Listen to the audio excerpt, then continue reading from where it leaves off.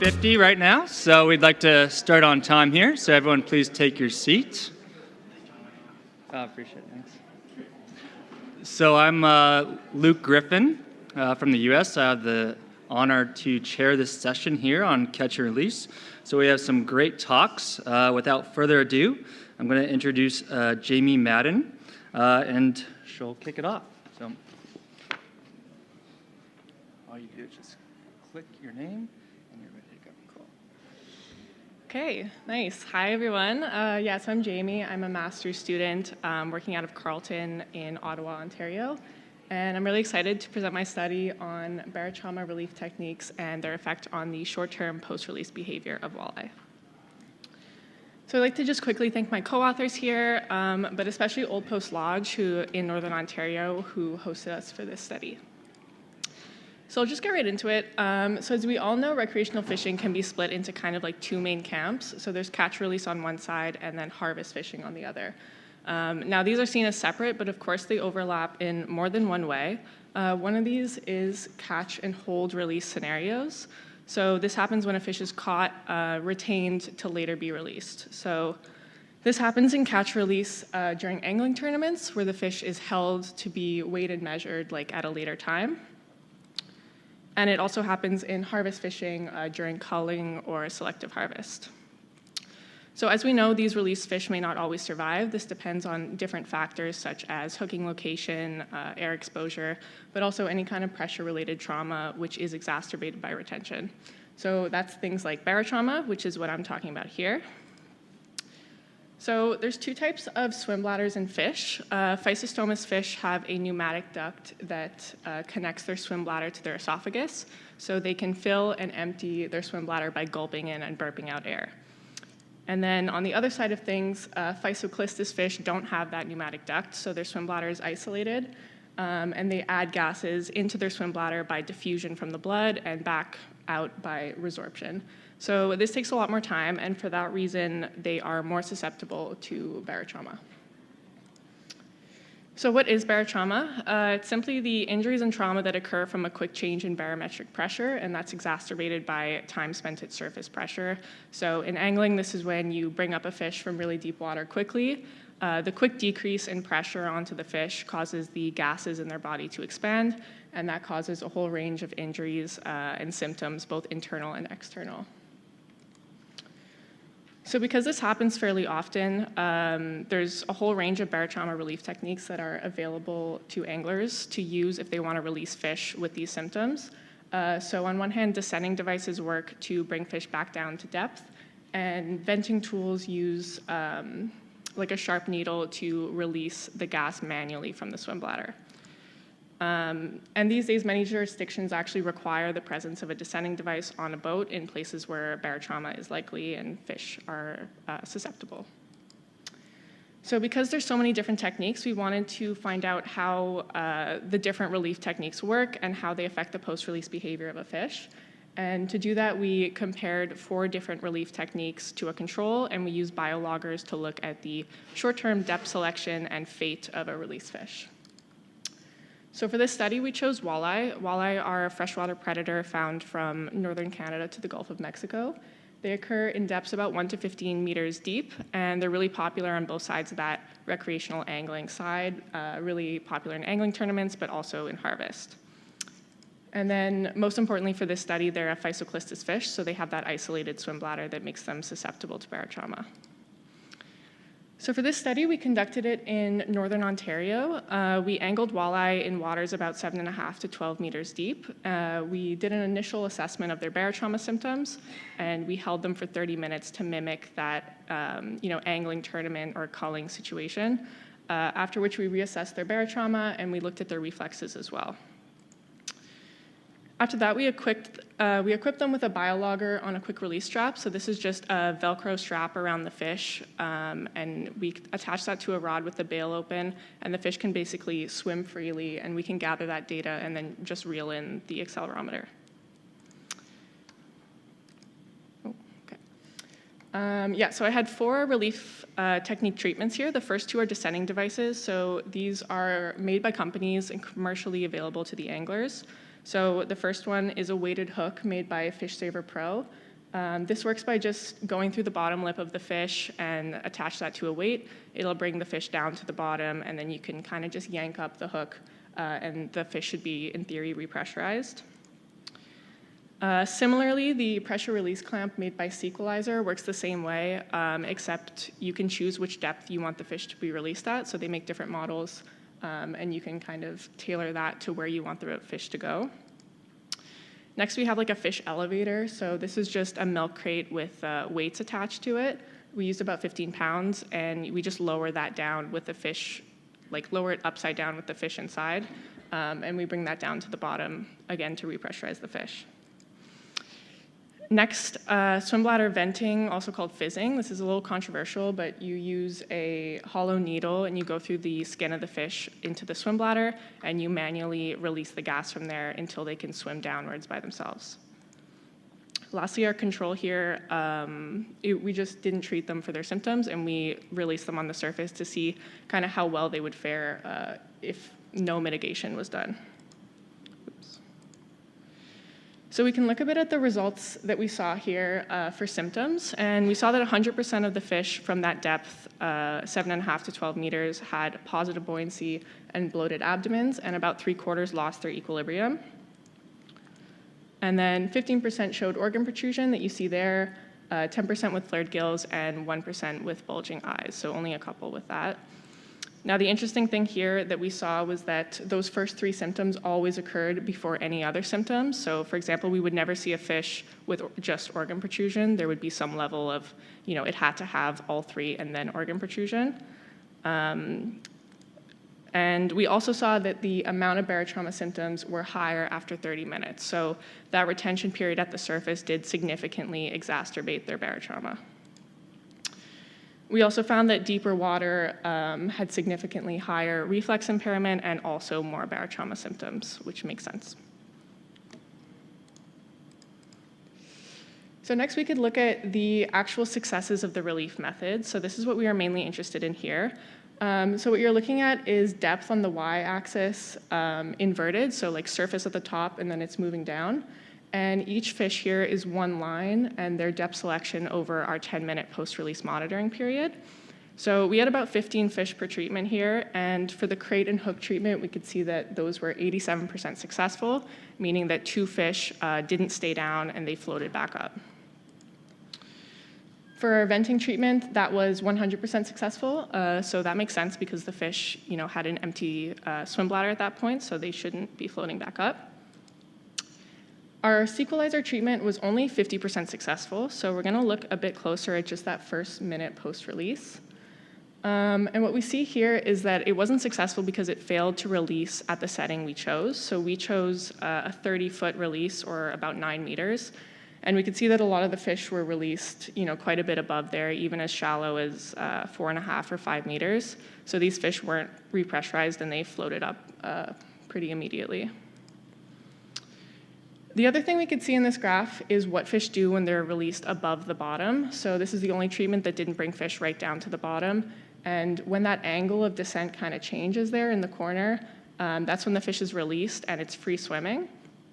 So we can see that for all those fish, they actually swam downwards to the bottom, presumably for recovery.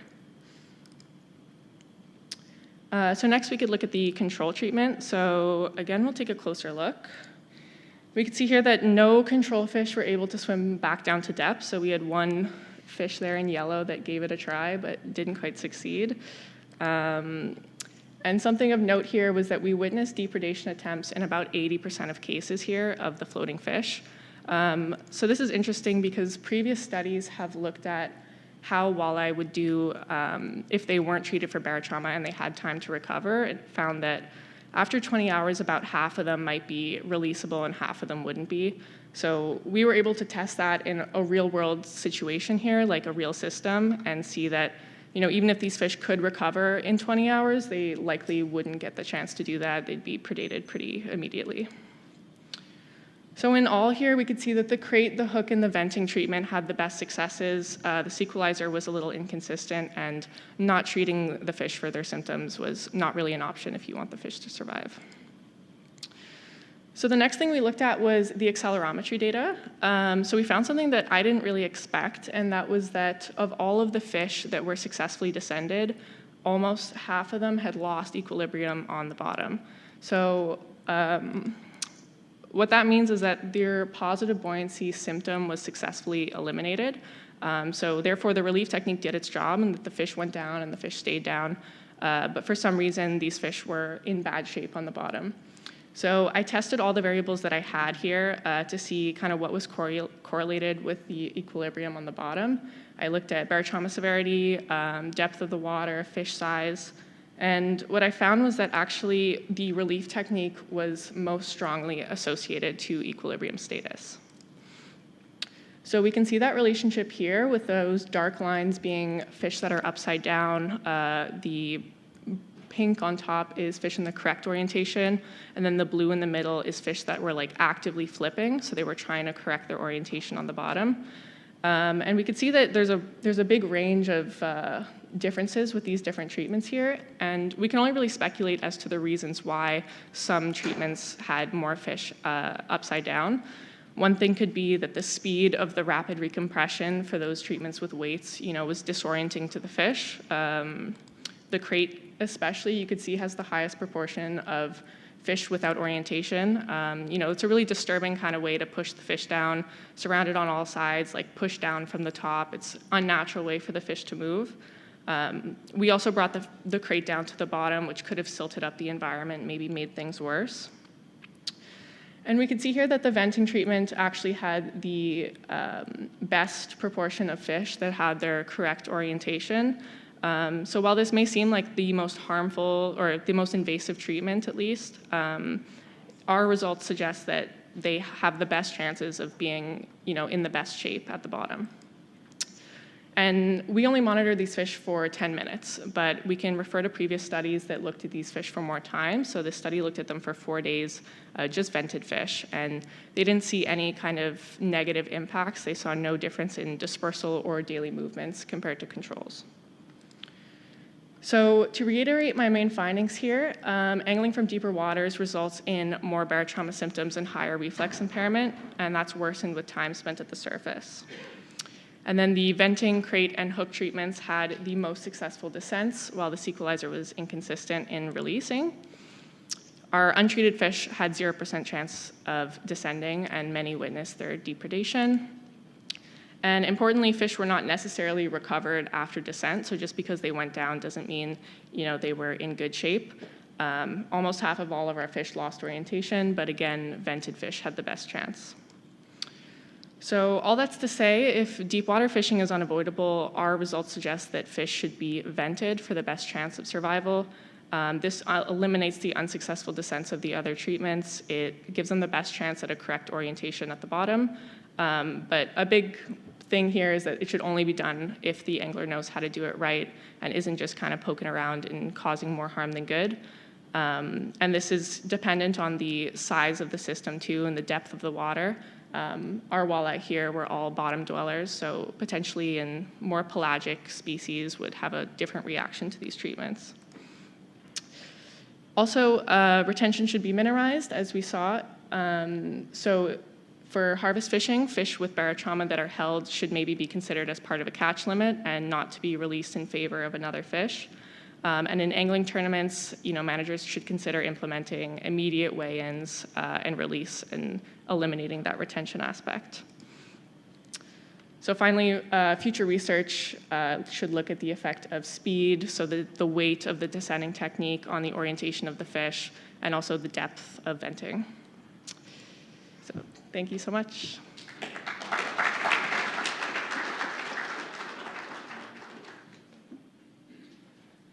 Thank you, Jamie, from Carleton University.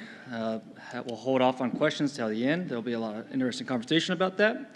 But next we have another Jamie, but Reinhardt. He's a marine habitat specialist with the National Oceanic Atmospheric Administration, and he's going to be talking about the Return 'em Right program. Thanks.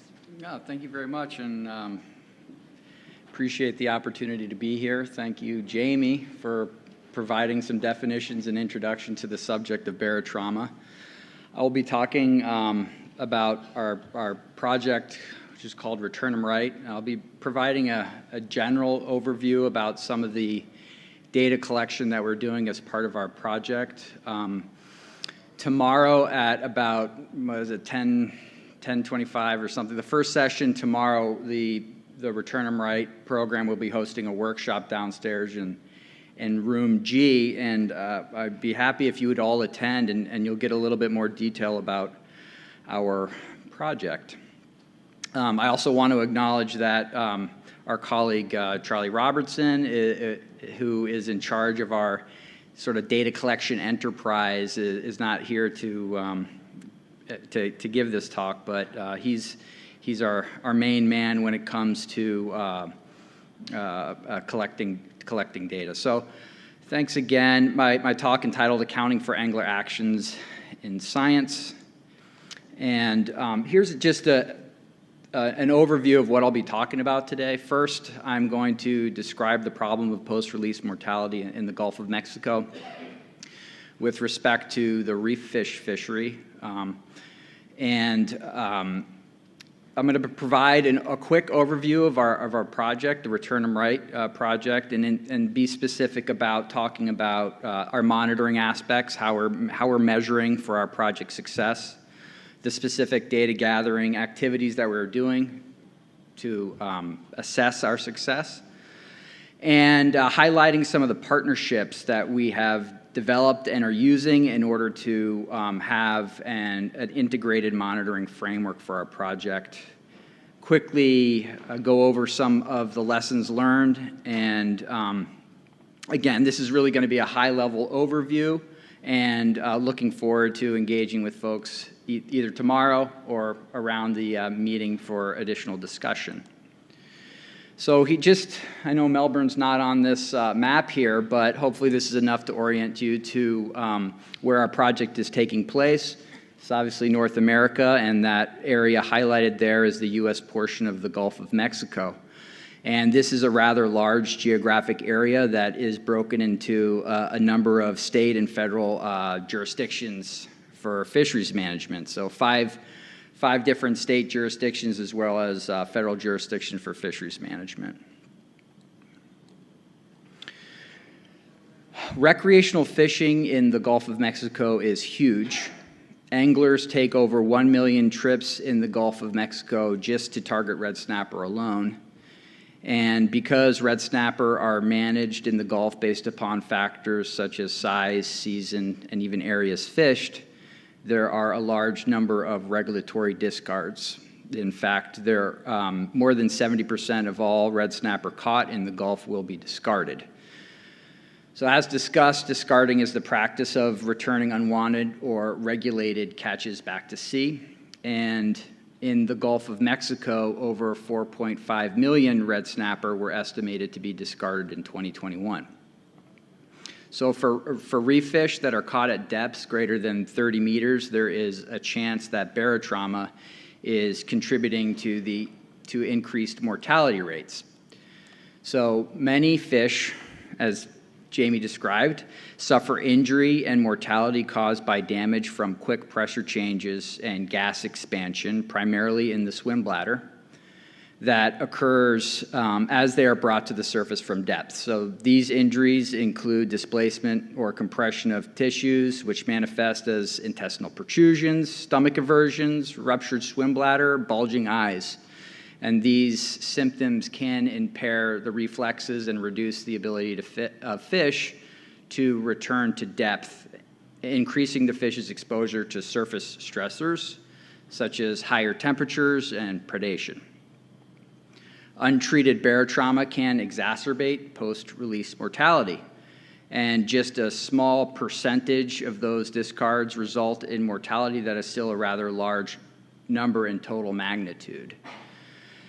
So while I've been throwing numbers around for red snapper, which is an important fish in the Gulf of Mexico, there are a whole host of deep water reef fish that operate under similar types of regulations and are impacted by barotrauma. So what's the prognosis? With more recreational anglers than ever, the problem of discard mortality is likely to grow, thereby having a impact on both the economics of recreational fisheries and the conservation of these species. So enter our project and hopefully at least a partial solution to the issue. Return 'em Right is a restoration effort focused on restoring injuries to marine resources that were injured during the Deepwater Horizon oil spill that happened in the Gulf of Mexico in 2010. It is a large-scale outreach and education effort and helps build awareness of best release practices for Gulf reef fish to improve their survival upon release. The project provides tools to promote best release practices, and also we are collecting data through fisheries dependent and independent methods to help evaluate benefits to the fisheries and to help us measure our project success. Because barotrauma is a substantial problem for reef fish, the project has an emphasis on teaching about and distributing descending devices. And as Jamie described, descending device is simply a tool that is used to lower a caught fish back to depth, where it can be released and hopefully reduce the impacts of the barotrauma. And it's, as Jamie also described, it comes in a number of different styles and methods for release. Why is monitoring so important? Well, it's to help us measure success, to make adjustments for future projects, to understand management implications for important species, to improve our understanding for best release practices, and ultimately to improve conservation of species impacted by discard mortality. As a basis for our monitoring program and to evaluate our project success, we ask the fundamental question, are anglers adopting best practices, and what is the impact for reef fish? And we have sort of some sub or more specific parameters that we're using to address these questions, such as, well, what are the total number of fishes that are being discarded? What are the fates of those discards? i.e., what are those discard mortality rates, and what are the differences in discard mortality rate between practices? And what are the changes in the rates of use of devices, descending or venting, and the changes in rates of different release practices over time, resulting, at least in part, from the education outreach efforts that our program is undertaking.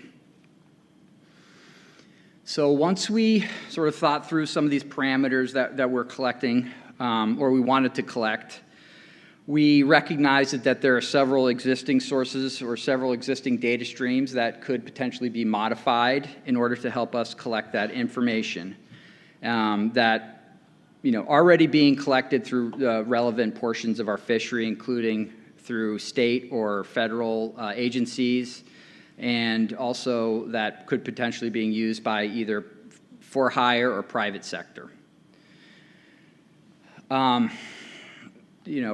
One question that we have is, okay, so we have this program, we want to collect information about it, we want to measure our restoration success, and we ask, well, what are the advantages or disadvantages of working with existing data streams? Well, for one, when you create your own data streams, you have them made, bespoke for your own needs. Existing data streams are often then suboptimal for our own purposes. In the case of the Gulf of Mexico fisheries, as described, there are multiple jurisdictions that are collecting information, and they all seem to want to do things a little bit differently.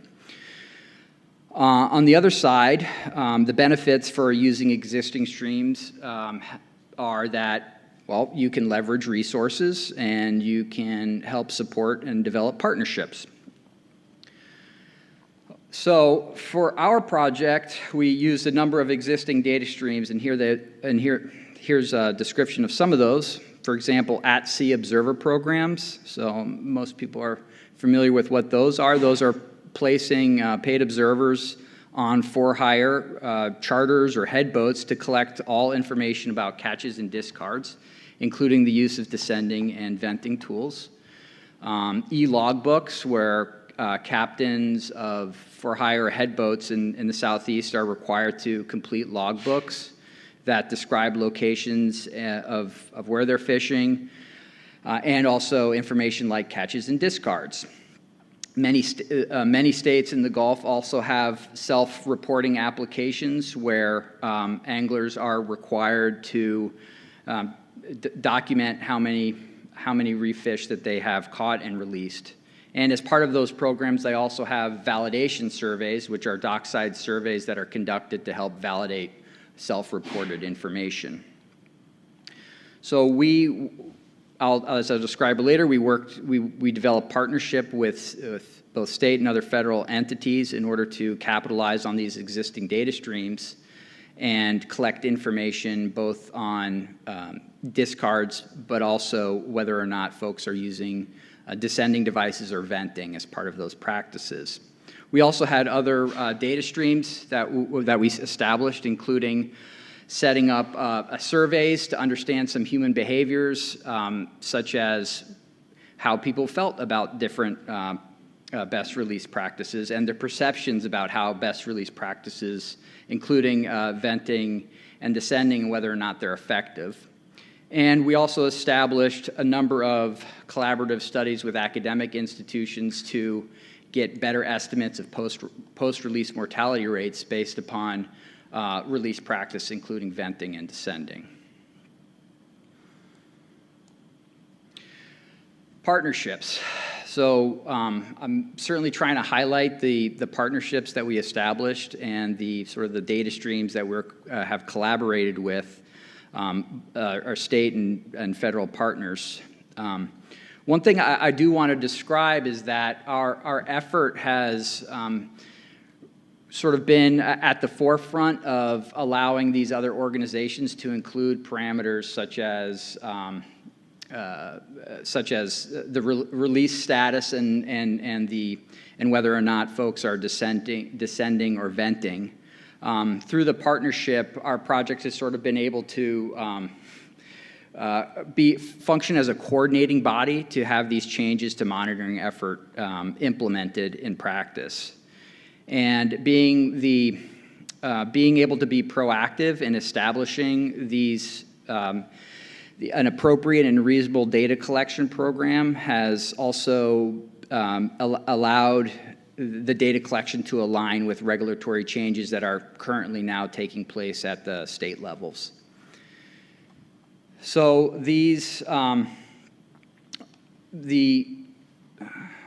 so what did we do to help coordinate? Well, we functioned as an entity that allowed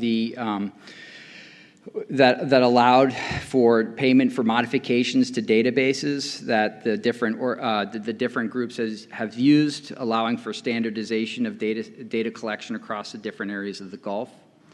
And we're also exploring new and improved methods for collecting information, as well as standardization across the Gulf of Mexico.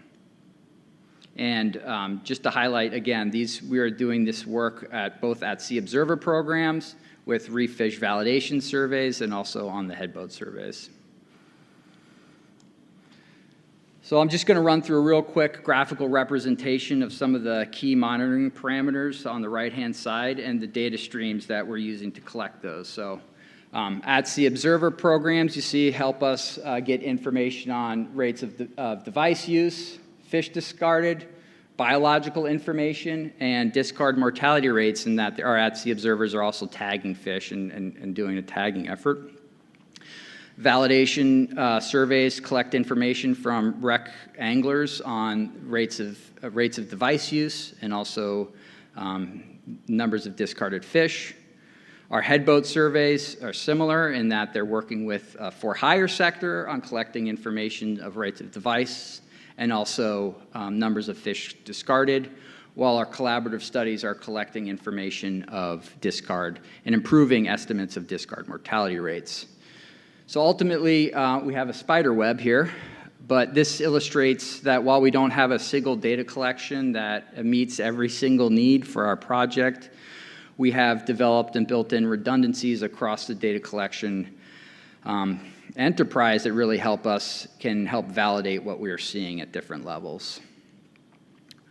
What are some of our lessons learned real quickly? I think Being forward-thinking has allowed us to develop effective strategies to achieve our monitoring goals and to help develop a standardization.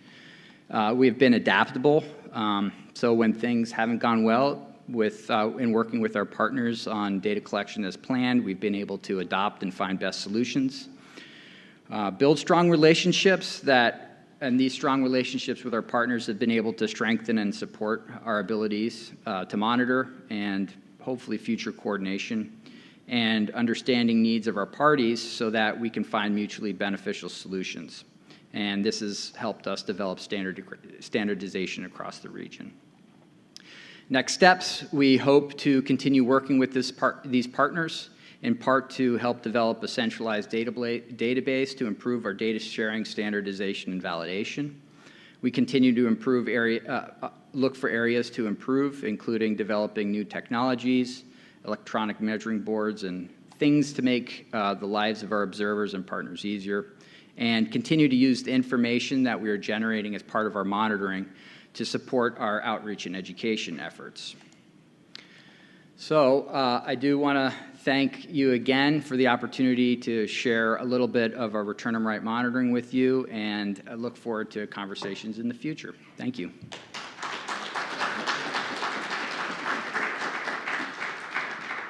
All right. And as people are heading out to their talks, just want to set a reminder, it's 10:30 in room G on that workshop about barotrauma tomorrow.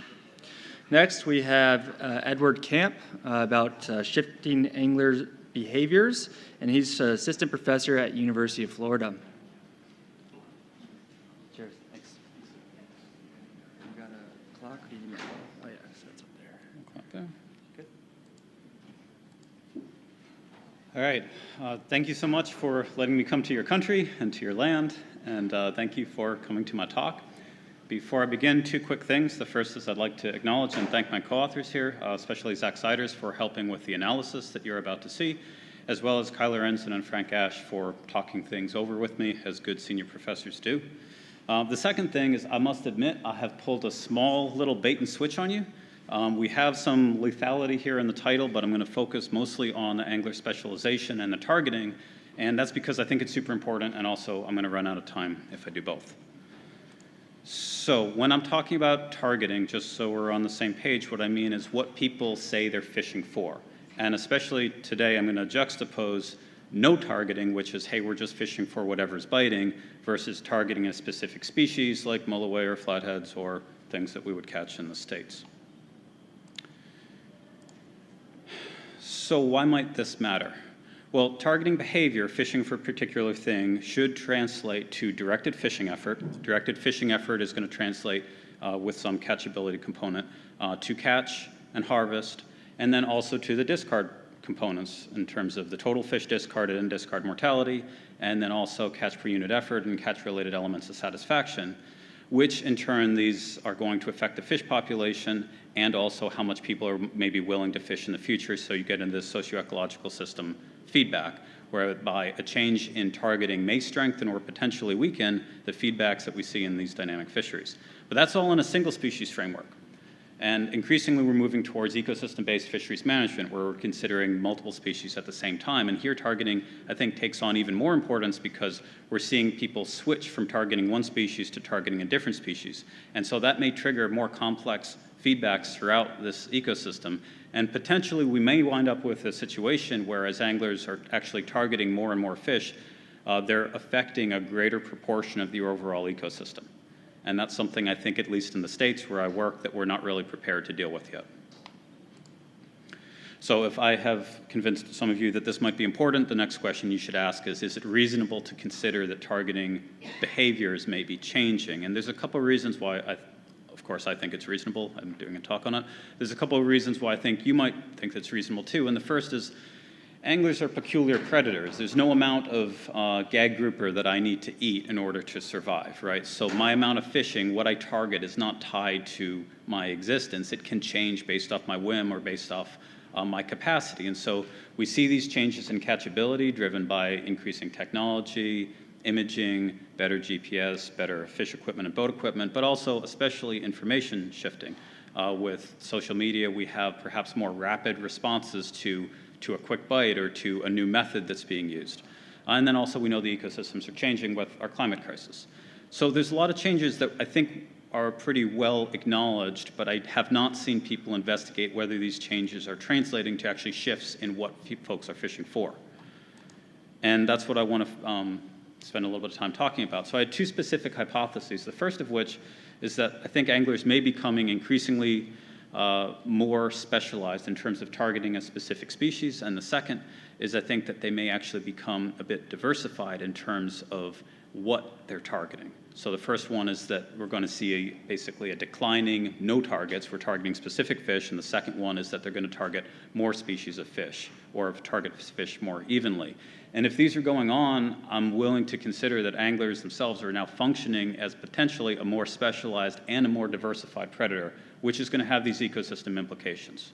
They're going to be able to better target more fish within the system, and I think for those of us, at least in the fisheries I'm aware of, I'm not sure how much it's going on over here, but I think that we're seeing that happening. So this is a research question. Are anglers in fact more specialized or diversified? The approach to this, split it in two. The first one to focus on specialization, I'm doing something really simple. I'm looking at the trips where people said we're not targeting anything. And my hypothesis is these will decline over time. These no-target trips should go down over time. And for the second objective, we're borrowing from some of the community ecology and simply looking at diversity in terms of alpha diversity, which sounds fancier than it is, it's species richness, and beta diversity, which is a combination of different components of diversity. The data for this, I'm eternally grateful to the National Oceanic Atmospheric Administration. NOAA, MRIP, this is a creel-based survey. It gives us a lot of data. What's important about this, I'm not going to talk about a ton of it because either you know it or it's not relevant to you. But they do a creel survey that asks folks, what's your primary target, and then what's your secondary target? So is your primary target, in my place, common snook, and maybe your secondary one is redfish, or here maybe it's mulloway and then flathead. So that's the data we have to work with. Analysis, I won't get into big details here, but what I'm about to show you on the more specialized question is, I just want to show you some raw data, see if that's convincing. I'm going to give you some coefficients from the analysis we've run on this, which is multivariate from a beta distribution, a mixed effect model executed in STAN. I'm going to skip the correlation coefficients. In terms of more diversity, I'm first just going to, again, look at the data, looking at the richness. That's a pretty map. And then want to look at some of the components of this beta diversity over time. So that's what you're about to see starting now. So these are raw data. Don't have a mouse pointer. The top chart is this is no target as the primary thing. So the main thing that you're fishing for is no target, is over time on the bottom. And then the second one is secondary. So how has your no target fishing changed over time? And this is basically from the East Coast through more or less half the Gulf of Mexico or the United States. So this is a lot of trips, a lot of area, and it's from the last 3 decades. And so you see a change here. Note that the y-axis, these are not massive changes, right? But small percentage changes with this type of number of trips. These are convincing declining trends, especially for the secondary target. These do get a little bit more complicated when we look at regions. So right now, I know some text is small here, but you're still looking at primary. So the main thing you're fishing for is in the top row, secondary in the second row, and then the left-hand column there, that's on basically the northern half of the East Coast, and the right-hand side, that's the southern half of the East Coast. So you see some differences. It's not the same story everywhere, although they're consistent for the secondary target. And to simplify or complicate this, we make a light bright chart here. States are in the different columns, right? So if my hypothesis holds true, these columns should be getting darker over time because lighter is more no target, so darker is less no target. And it's not an absolute sledgehammer effect for a lot of these states. This is for the primary target, but for some of them you're going to see it. So the sort of first states over on the left is in your Gulf through the South Atlantic, and then on the far right you see Maine, and then you see this middle section, which is basically the Northeast, that nothing's changed. They rarely have no target trips, and it hasn't changed much over time. This is super simple, but it's also interesting, and I've never seen it before. I had no idea that there were these big differences within the United States East Coast in terms of there's areas where people commonly just go fishing, and there's other areas where that almost never happens. That's primary, this is secondary. So again, you see these trends from light to dark over in Maine, and also to a lesser extent in the southeast on the left-hand side. Maine is really pronounced. They used to have no target for a secondary species, now they do. And this is interesting because what you're seeing is there's more multi-species trips when you see the secondary target go from nothing to something. Okay, that's just looking at raw data with different things. These are the actual results of the statistics. So we ran these regressions, we pulled coefficients over time. So warmer colors, more red, this is going to be a negative coefficient that agrees with the hypothesis. Colder colors, more blue, that's a positive, that's against the hypothesis. Primary is over on the left and secondary is on the right. So I'm showing you now the stats that back up what I just tried to pull over those pretty figures to look at, which is your southeast and Maine. You're having fewer no-target trips over time. So pivoting from this to the alpha diversity, which is just species richness, I just put this in here. One, it shows you the East Coast, if you're unfamiliar with it, through the Gulf. We couldn't do Texas because Texas doesn't believe in the data collection program that is used. I just wanted to point out how different Florida is. It's Florida and then pretty much everything else, right? So just Florida has a tremendous number of species targeted. This is the average number of species targeted per year over these 30 years. It's a big difference. But it's interesting that some of these other states, there's not that big of a difference between, Louisiana, Alabama, Georgia, and then the Northeast. It's not like the Northeast only has a few fish that are being targeted. Next figure here, this is messy. This is looking at alpha diversity, which is a richness over time. I would expect this to be pretty much flat. The different colors of the states, I know that it's very, very messy, but I would expect this to be mostly flat because it's not like we're creating new species, right? So we wouldn't think that this would change a whole lot, but you do see slight positive trends from about 1995 to 2000 forward, especially in the secondary species, which is on the right here. You see these upticks for some of these states where you're actually having new fish that weren't a secondary target before, and now they're coming in. This is a little bit more complicated. So what I've broken down is the different colored lines. These are different states, but they're grouped by region. So Gulf of Mexico on the left, Southeast Atlantic, Mid-Atlantic, and Northeast. So you're basically going from Louisiana on the left all the way up to Maine on the right-hand side. The different rows are components of diversity. This is beta diversity. So beta diversity is going to be, total beta diversity is replacement plus richness. Replacement is basically shuffling the order in the same list, so no new actors, just different, no new species being targeted, just different orders. Richness is new species. So what you see is increasing diversity, especially in areas of the Northeast, but also in Mid-Atlantic and the Southeast, but most of that is coming from replacement, which is basically there's a new order in the species being targeted, and digging into this, it's basically more even targeting across different species. This is for the primary. That story does change a bit when you go to the secondary target, which is, again, the other thing that they're fishing for. And then especially on the Northeast, you see it's actually not being driven, this increase in diversity is in the secondary species is driven more by richness, which is effectively saying these are species that didn't used to be here before, and now they're targeting them additionally. So, summing this up, overall, there is a declining no-target trip in the U.S. marine recreational fishers, and that's in secondary and primary, especially secondary. We're seeing increased diversity. There's more species or more trips are targeting multiple species. There is overall increasing diversity, and whether it's driven by this replacement, reshuffling, or by more fish in, that depends on whether it's primary or secondary. But the trends aren't consistent everywhere, right? So this is not something that applies to every single place. So checking in on the hypotheses, I think there is support that anglers are increasingly specialized and increasingly diverse, but again, this doesn't apply to everywhere. In terms of the explanations for this, certainly we didn't examine this, but I think it is compatible with some of the things that are going to be talked about here at this conference, increases in technology, increases in information, increasing in social norms or trends, for example. Did someone run an advertising campaign to get people to switch their targets from one species to another? The implications here, I think, are pretty important. You're having a lot more trips, or not maybe not a high proportion of trips, but it's a lot of total trips that are targeting specific species, more species targeted, more species per trip, more diversity. Anglers are, in fact, hitting a greater proportion of the overall ecosystem over time. I don't see any reason why that's necessarily going to change. And it has implications for things like catchability, and it has big implications for management, which still, in my part of the world, is largely single species. We may have to move towards more multi-species management, perhaps even multi-species regulations. And the concept of just being able to pivot from one species to another one, eventually we're going to run out of species. Eventually, and we're seeing this already, that these secondary species are already in trouble in terms of the amount of harvest they are. So you have secondary species that didn't used to be a big concern, like, oh, catch as many black sea bass as you want, or whatever species you would put that here. Now we actually have to have regulations because there's concern on it.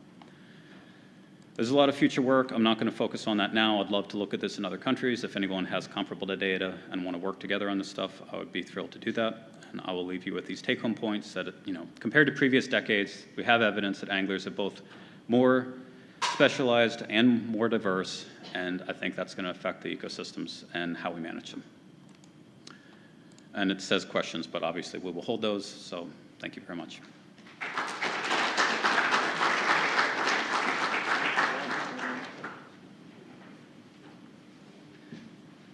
All right. So for our final speaker of the session here, we have Laura Smith from University of Queensland, and she'll be talking about sailfish and citizen science. Do we have a Laura? Oh, okay. Behind the plant. All right. Hi everybody, my name's Laura, I'm from the University of Queensland, and I'm here today to talk to you about the key role of citizen science in the study of sailfish, some of the challenges involved, and provide an example using a long-term citizen science data set to model some environmental predictors of sailfish recreational catch. So firstly, I'd like to begin by acknowledging the traditional custodians on the lands on which we're meeting today, the Kulin Nation, and the lands and waters where I've conducted my research, and pay my respect to their elders past, present, and future. A little bit about sailfish. So unlike some of my terrestrial colleagues, I probably don't have to do this to show what the sailfish is. They belong to the billfish, so that includes the swordfish, marlins, and spearfish. There's one species that occurs globally in our warm tropical and subtropical waters, greater than 22 degrees. And they're best known for their impressive hunting ability. So if you've ever seen the BBC Earth segment or you go fishing for sailfish, you'll definitely know about this, where they extend their dorsal and pectoral fins to herd as a group, schooling bait fish into a bait ball. And they are, of course, a popular sports fish in catch and release fisheries primarily, with many game fishers catching them either on their own or in tournaments. And this is a source of income in many different countries. However, they're also bycatch in commercial and artisanal fisheries across the world, predominantly in tuna and swordfish longline and purse seine fisheries, and have experienced high fishing mortality, resulting in the IUCN listing them as vulnerable last year. They're also pretty challenging fish to study, which I wish someone had told me at the start of my PhD. They can't be kept or bred in captivity, which means that you have to go out to the ocean to observe them. However, they are highly mobile with a patchy distribution. So game fishers troll for many hours with specialised gear, often in large boats, with low catch rate. They have sort of a seasonal movements, and they're not always around. And they're not a commercially important species, so there's been, I guess, lower funding and lower interest from fisheries management organisations resulting in some knowledge gaps, particularly in their movement ecology, population dynamics, life history, etc., across their range, all of which is really important for their management. In addition, most of these studies have been conducted in the Atlantic or Eastern Pacific Ocean, so there is limited information in the Indo-Pacific. So I guess that brings us to the question, how can we collect enough data across an appropriate spatial and temporal scale to answer some of these questions about sailfish ecology that we need to know? And of course, citizen science is pretty key for this. In particular, the game fishing community is underutilised and a valuable resource for studying migratory pelagic fish such as sailfish. They're committed and skilled anglers. They want to find out more about their target species. Game fishing organisations promote research and conservation and have contributed to tag and recapture programs for many decades, as well as contributing to programs that put electronic tags on billfish or collect tissue samples or whole fish for other scientific studies for genetics, stable isotopes, vision studies, parasite studies. And my personal experience has been engaging with game fishers to collect fin clips to look at the global population structure of sailfish using genetics. And I have a collection of over 600 samples, and it would have been pretty much impossible for me to go out and catch 600 sailfish, not only because of my lack of skill in doing so, but because of the cost, the time, and I started my PhD during COVID, and I pretty much was stuck in Queensland. And the other thing that we've heard a lot today is that technology is increasing our ability to be able to create and distribute these citizen science programs, so we can share information over social media, collect data on apps, and also fishers have an increasing amount of technology on their boats that they can use to measure things out in the ocean. That being said, there are a lot of challenges. A key challenge for citizen science is data and sample quality. Are we collecting the right information for robust scientific studies? Are our messages of what we want to collect and how being clearly communicated to the people that are doing so? Do they understand why they're collecting that information and how to do it and how to share that back? So really this needs to be structured and clearly communicated to ensure that we have that quality data that can be used for quality science. Understanding the motivations of citizen science volunteers and also the barriers to their participation is really important to recruit and retain volunteers. And so a chapter of my PhD is investigating these drivers and barriers in Australia for game fishers participating in billfish citizen science research. I'm actually carrying out an online anonymous survey which I'm releasing this week, which is very exciting. And lastly, a very important challenge is research regulations. So researchers tend to have regulations that apply to them that may not necessarily apply to fishers, and these include animal welfare regulations, protected areas, and so for migratory pelagic fish, we often have to navigate these across multiple jurisdictions and legislative instruments, and this can be really challenging for us to do. So this is just my little survey poster. So if you catch billfish in Australia or you know someone who does, please put them onto my survey. There's a link just there. And so lastly, I want to provide an example of a long-term citizen science data set. So the New South Wales DPI Gamefish Tagging Program and also the Billfish Foundation tagging program includes a data set of over 37,000 sailfish that have been tagged since 1976, I believe. So these fish are tagged with these plastic spaghetti tags, and anglers fill in a tag card that's posted back to the organisation.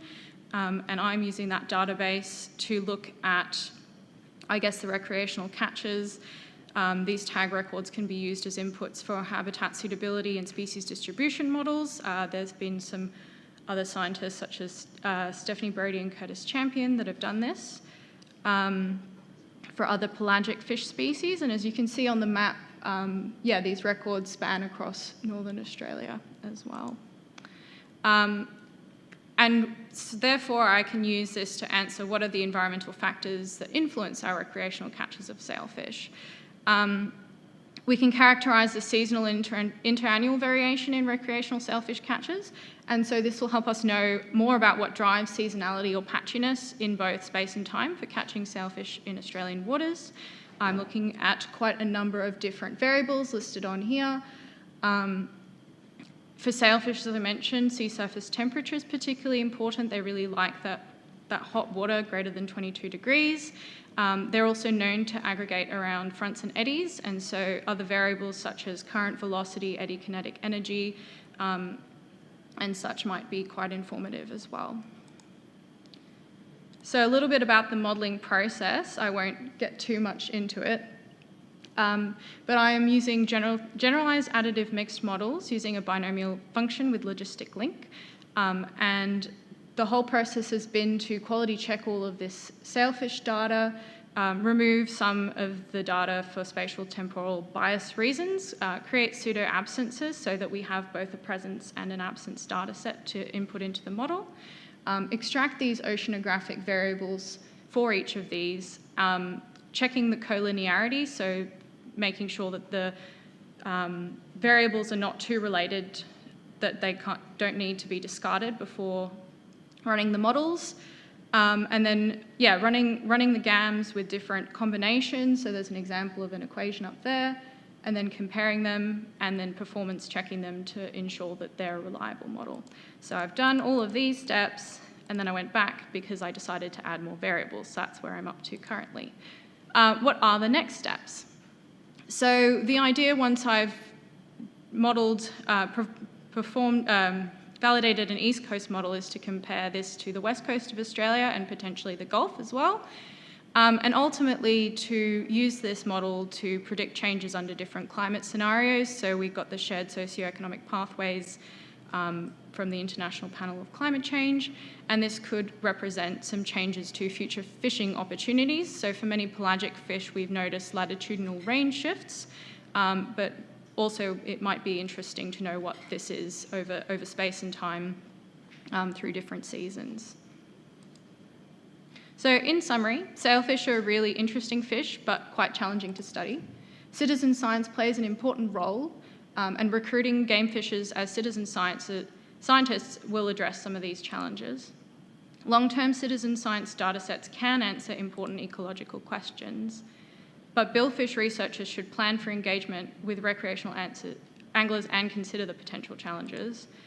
And I guess this is a little bit of a call to action, but fisheries managers, researchers, game fishing organisations and regulatory agencies should work together to address some of the barriers to citizen science research on pelagic fish. I'd like to thank the Game Fishing Association of Australia for sponsoring my project and my supervisors and collaborators. A few references. Thank you.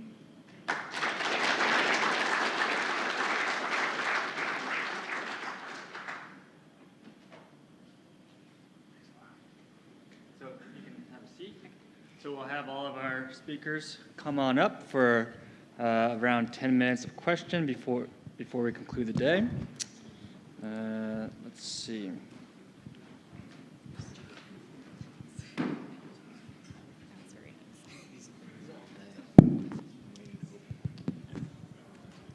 So there might be some folks that were in other sessions earlier, so I'll just give a brief overview of what we heard here.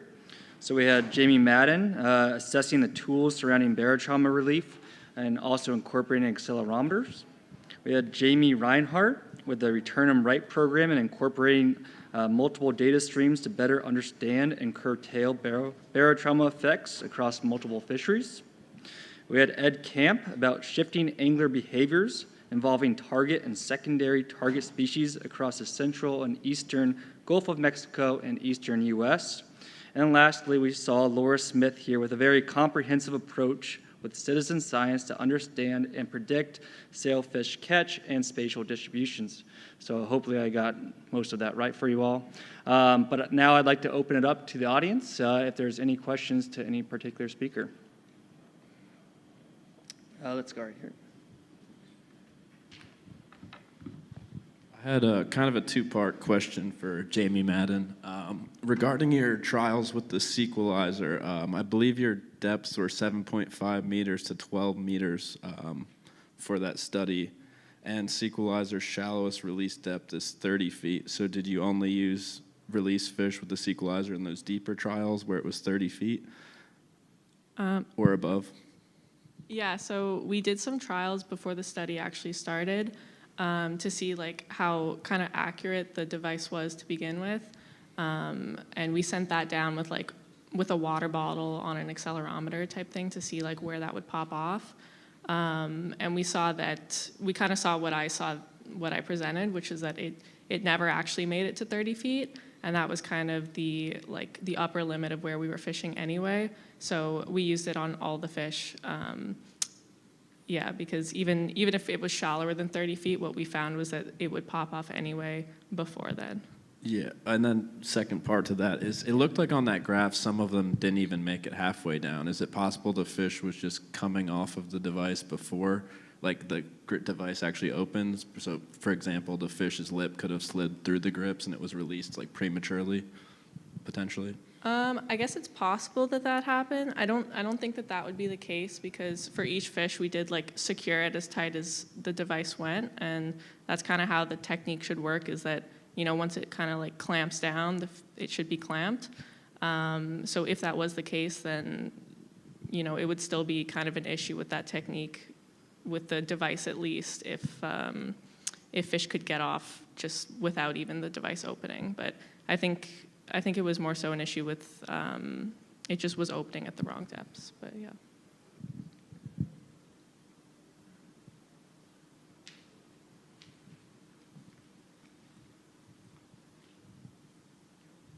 Another question for yourself, Jamie. So in relation to barotrauma, we have a lot of issues around that here in Australia as well. The venting, I've used both venting and different types of weights to get fish to the bottom. But with the venting, we've guessed that was giving us our best results as well when done well. But are you still using the weights at the same time? So you vent the fish first and then you send it to the bottom or back to depth again with the weight? No, so we would vent the fish and we would release them on the surface. So they would be able to kind of descend at their own pace because they were no longer positively buoyant. They could just swim down to where they wanted to go. Is, again, with predation here, with the fish being eaten, essentially my opinion was that when you're releasing them at the surface and they're vented and they're still lethargic and slow to go down, there's probably a high chance for that fish to be predated on by something else. Is there a benefit, or would it be detrimental if the fish just still use a weight at the same time as the venting? None of our fish actually hung out on the surface. None of our vented fish, at least, hung out on the surface after we treated them.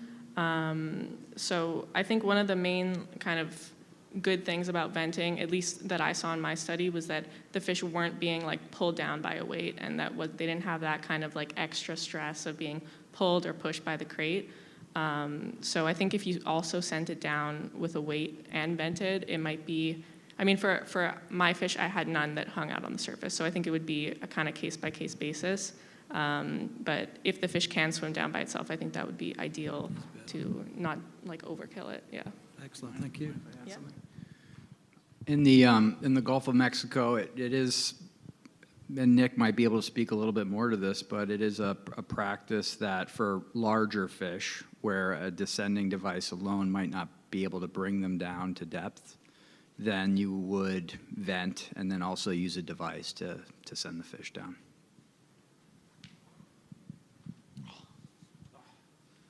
I'll start with Ben. He was first. Yeah, sorry, I just wanted to give you a bit more exercise. I think the water depth is an important variable there when you're talking between venting and the release weight. And it was only 10 metres of water, is that correct, in your study? Yeah, it went up to 12 meters that we caught fish from, yeah. Yeah, so it's a 1 atmosphere difference, while I think the release weights do work quite well down 50, 60, 80 metres in some of the studies we've had here, where you're getting quite large pressure differentials, and you need to minimise surface interval and get that fish back down there because it's actually acclimated at 8 atmospheres, not 1. So I think that might be some of the difference that you guys are discussing. Yeah, I would absolutely agree that depth is the primary factor there. One of the interesting parts of your study too is also the effect of surface time, and the impacts of barotrauma were increased with, and similar things that we see in the Gulf of Mexico, particularly in temperature is probably one of the most critical factors. It's also warmer at the surface, and in the Gulf we're in the summer, where fishing is the most popular time, we see much larger, post-release mortality rates because of that.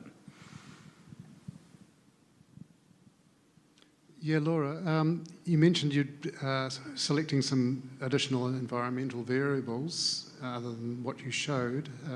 Which ones are those, and which ones show promise? So I've started with sea surface temperature, eddy kinetic energy, current velocity, and direction, and what was the other one? I think that was it. And so I've added in a lot of different variables, so including chlorophyll, mixed layer, depth, and there's so many I can't even recall them off the top of my head. So I haven't run the models yet, but it also, some of those may drop off due to that collinearity that I mentioned as well. So we'll have to see which ones are most important for sailfish, and it could also be different between the East Coast and the West Coast as well.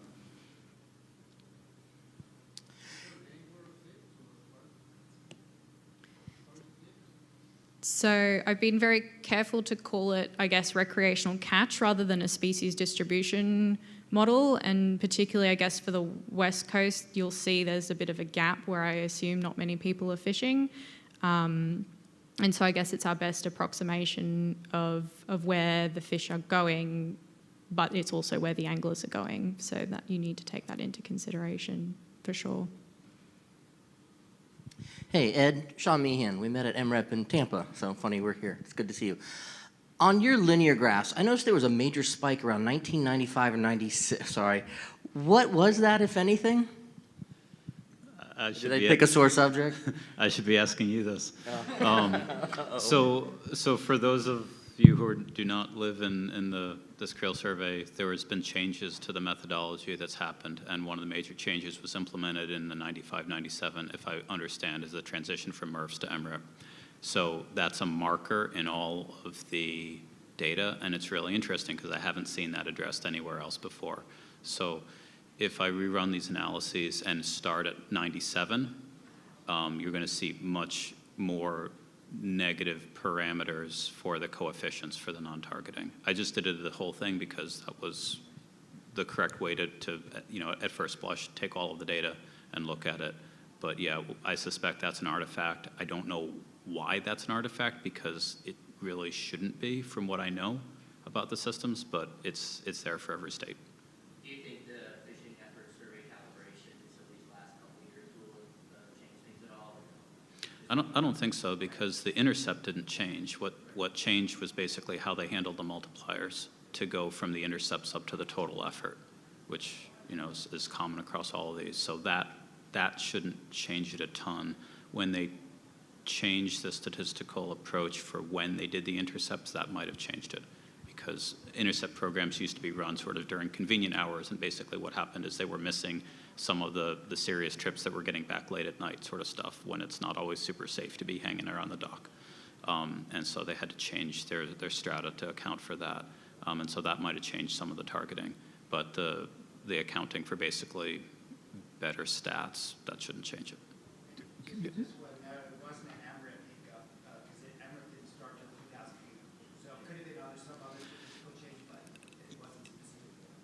Yeah, so I mean, they were running some of the earlier surveys before then, so this would have been in MRFs, right?